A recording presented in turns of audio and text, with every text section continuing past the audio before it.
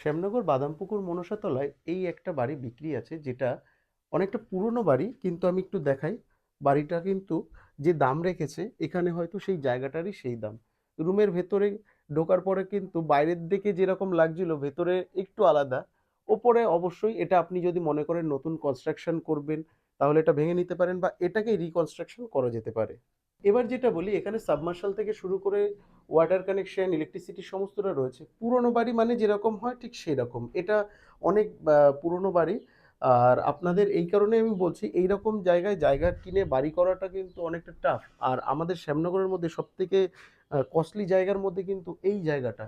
তো ওপরের কন্ডিশনেও দেখালাম। এবার রাস্তা দেখাই। ওই যে রাস্তা রয়েছে ওটা 6 ফুটের রাস্তা থেকে 7 ফুট হবে। আর তার থেকে একটু ভেতরে চলুন আমি সেটাও দেখাই। উপরতলার ঘরগুলো দেখিয়েছি, নিচেও কিন্তু এরকমই পুরনো কনস্ট্রাকশন রয়েছে।